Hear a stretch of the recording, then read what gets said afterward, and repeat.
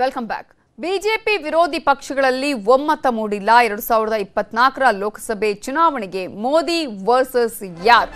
15 ಪಕ್ಷಗಳ ಪಾಟ್ನಾ ಸಭೆ ತೀರ್ಮಾನಕ್ಕೆ ಬರುವಲ್ಲಿ ವಿಫಲ ಆಗಿದೆ. ಇಂದಿನ ಸಭೆ ಮುಕ್ತಾಯ ಆಗಿದೆ. ಮತ್ತೊಮ್ಮೆ ಸಭೆ ಸೇರೋದಕ್ಕೂ ತೀರ್ಮಾನವನ್ನು ಕೈಗೊಂಡಿದ್ದು ಬಿಜೆಪಿ ವಿರೋಧಿ ಪಕ್ಷಗಳ ಸಭೆ ಮುಂದೆ ಶಿಮ್ಲಾದಲ್ಲಿ ನಡೆಯಲಿದೆ.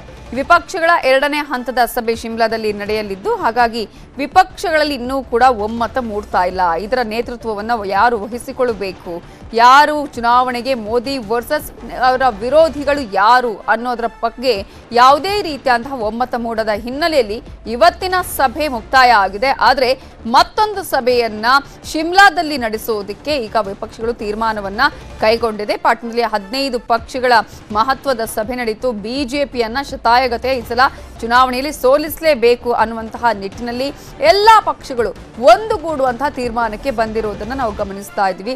ಆದರೆ ಈಗ ಈ ಒಂದು ವಿಪಕ್ಷಗಳಲ್ಲಿ ಮೂಡದಂತಹ ಒಮ್ಮತದ ಹಿನ್ನೆಲೆಯಲ್ಲಿ ಮತ್ತೊಮ್ಮೆ ಸಭೆಯನ್ನ ಕರೆಯೋದಕ್ಕೂ ಕೂಡ ತೀರ್ಮಾನವನ್ನ ಕೈಗೊಳ್ಳಲಾಗಿದೆ.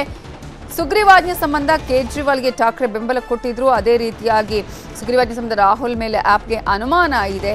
ಹೀಗಾಗಿ ಈ ಎಲ್ಲಾ ವಿಚಾರಗಳನ್ನ ಇಟ್ಟುಕೊಂಡು ಈಗ ಈ ಸಭೆ ಒಂದು ಒಮ್ಮತದ ನಿರ್ಧಾರವನ್ನು ಕೈಗೊಳ್ಳುವಲ್ಲಿ ವಿಫಲವಾಗಿದೆ.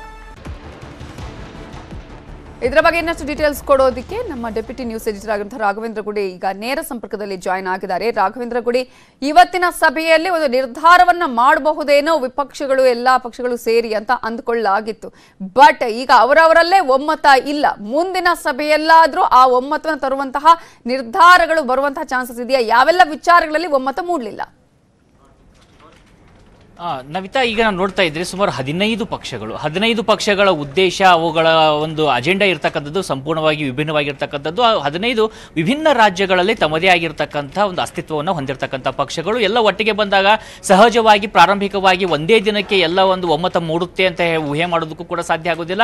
ಸಹಜವಾಗಿ ಒಂದು ಮಾತುಕತೆಯ ಪ್ರಕ್ರಿಯೆಗಂತೂ ಚಾಲನೆ ಸಿಕ್ಕಿರ್ತಕ್ಕಂಥದ್ದನ್ನು ನಾವು ಇವತ್ತು ಕಾಣ್ತಾ ಇದ್ದೀವಿ. ಆದರೆ ಇಲ್ಲಿ ಪ್ರಮುಖವಾಗಿ ಇವತ್ತು ಯಾಕೆ ಒಮ್ಮತ ಮೂಡಲಿಲ್ಲ, ಯಾವ ರೀತಿಯಾಗಿರ್ತಕ್ಕಂಥ ವೈರುಧ್ಯ ಕಂಡು ಬಂತು ಅಂತ ನೋಡೋದಾದ್ರೆ, ಮೊದಲನೇದಾಗಿ ಆಮ್ ಆದ್ಮಿ ಪಕ್ಷಕ್ಕೆ ಒಂದು ಬೇಡಿಕೆ ಇದೆ. ಆ ಬೇಡಿಕೆ ಏನಂದ್ರೆ, ಈಗ ತಮ್ಮ ವಿರುದ್ಧ ಕೇಂದ್ರ ಸರ್ಕಾರ ತಂದಿರತಕ್ಕಂಥ ಸುಗ್ರೀವಾಜ್ಞೆ ವಿಚಾರಕ್ಕೆ ಸಂಬಂಧಪಟ್ಟ ಹಾಗೆ ನೀವು ನಮಗೆ ಬೆಂಬಲವನ್ನ ಕೊಡಿ, ಸಂಸತ್ತಿನಲ್ಲೂ ನಾವು ಇದನ್ನು ಪ್ರಸ್ತಾಪ ಮಾಡ್ತೀವಿ, ಆ ಸಂದರ್ಭದಲ್ಲೂ ಕೂಡ ನೀವು ನಮ್ಮ ಬೆನ್ನಿಗೆ ನಿಲ್ಲಬೇಕು ಅಂತೇಳಿ ಕಾಂಗ್ರೆಸ್ಗೆ ಆಮ್ ಆದ್ಮಿ ಪಕ್ಷ ಒತ್ತಡವನ್ನ ಹೇರ್ತಾ ಇದೆ, ಒತ್ತಾಯವನ್ನ ಮಾಡ್ತಾ ಬರ್ತಾ ಇದೆ. ಆದರೆ ಅದಕ್ಕೆ ಯಾವುದೇ ಸ್ಪಷ್ಟ ಉತ್ತರವನ್ನ ಕಾಂಗ್ರೆಸ್ ಪಕ್ಷ ಕೊಟ್ಟಿಲ್ಲ. ನಾವು ಇದನ್ನ ಏನೇ ಇದ್ರೂ ಸಂಸತ್ ಅಧಿವೇಶನಕ್ಕಿಂತ ಮುಂಚಿತವಾಗಿ ಮಾತ್ರ ನಿರ್ಧಾರ ಮಾಡ್ತೀವಿ, ಅದಕ್ಕಿಂತ ಮುಂಚಿತವಾಗಿ ನಾವು ಇದ್ರ ಬಗ್ಗೆ ಏನು ಹೇಳೋದಿಲ್ಲ ಅಂತೇಳಿ ಕಾಂಗ್ರೆಸ್ ಹೇಳ್ತೈತೆ. ಹೀಗಾಗಿ ಸಹಜವಾಗಿ ಇದರಿಂದ ಆಕ್ರೋಶಕ್ಕೆ ಒಳಗಾದಂತ ಆಮ್ ಆದ್ಮಿ ಪಕ್ಷ ನೇರವಾದಂತಹ ವಾಗ್ದಾಳಿಯನ್ನ ರಾಹುಲ್ ಗಾಂಧಿ ಅವರ ಮೇಲೆ ಮಾಡ್ತು. ಅಂದ್ರೆ ರಾಹುಲ್ ಗಾಂಧಿ ಅವರು ಬಿಜೆಪಿಗೆ ಸಪೋರ್ಟ್ ಮಾಡ್ತಾ ಇದ್ದಾರೆ, ನಮ್ಮ ವಿರುದ್ಧ ನಿಂತು ಬಿಜೆಪಿಯ ಪರವಾಗಿ ರಾಹುಲ್ ಗಾಂಧಿ ಇದ್ದಾರೆ ಅಂತಕ್ಕಂಥ ಪದಗಳ ಬಳಕೆಯನ್ನ ಕೂಡ ಆಮ್ ಆದ್ಮಿ ಪಕ್ಷ ಮಾಡ್ತು. ಇದು ಸಹಜವಾಗಿ ಇದು ಕಾಂಗ್ರೆಸ್ಗೆ ಸಾಕಷ್ಟು ಮುರುಸನ್ನ ತಂದಿರತಕ್ಕಂಥದ್ದು. ಈ ಹಿನ್ನೆಲೆಯಲ್ಲಿ ಉದ್ಧವ್ ಠಾಕ್ರೆ ಇರ್ಬೋದು, ಎನ್ಸಿಪಿಯ ಶರದ್ ಪವಾರ್ ಇರ್ಬೋದು, ಸಾಕಷ್ಟು ಪ್ರಯತ್ನವನ್ನ ಮಾಡಿದ್ರು ಆಮ್ ಆದ್ಮಿ ಪಕ್ಷದ ಮನಸ್ಸನ್ನ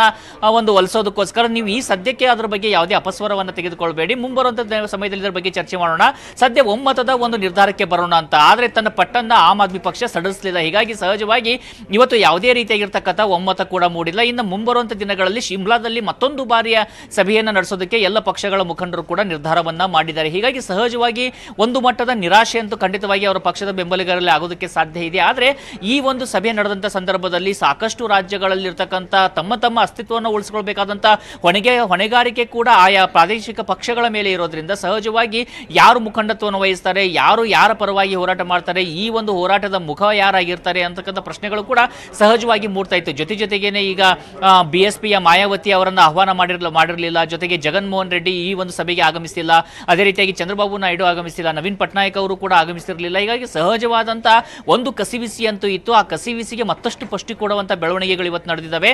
ಇನ್ನು ಮುಂಬರ್ತಕ್ಕಂಥ ಸಭೆಯಲ್ಲಿ ಯಾವ ರೀತಿಯಾಗಿರ್ತಕ್ಕಂಥ ನಿರ್ಧಾರ ಆಗುತ್ತೆ, ಶಿಮ್ಲಾದಲ್ಲಿ ಮತ್ತೆ ಯಾವ ರೀತಿಯ ಅಗ್ರಿಮೆಂಟ್ ಆಗುತ್ತೆ, ಯಾಕಂದ್ರೆ ಈಗ ಆಲ್ರೆಡಿ ಒಂದು ಶಿಮ್ಲಾ ಅಗ್ರಿಮೆಂಟ್ ಅಂತಕ್ಕಂಥದ್ದು ಪಾಕಿಸ್ತಾನ ಭಾರತ ಮಧ್ಯದಲ್ಲಿ ದೊಡ್ಡ ಸದ್ದನ್ನು ಆಗಾಗ ಮಾಡ್ತಾ ಇರುತ್ತೆ. ಈಗ ಇಲ್ಲಿ ಯಾವ ರೀತಿಯಾಗಿರ್ತಕ್ಕಂಥ ಶಿಮ್ಲಾ ಅಗ್ರಿಮೆಂಟ್ ಆಗುತ್ತೆ ಅನ್ನೋದು ಸದ್ಯಕ್ಕೆ ಕುತೂಹಲವನ್ನ ಮೂಡಿಸ್ತಾ ಇರುವಂತದ್ದು. Navitha, okay, thank you Raghavendra Gudi ಡೀಟೇಲ್ಸ್ಗೆ.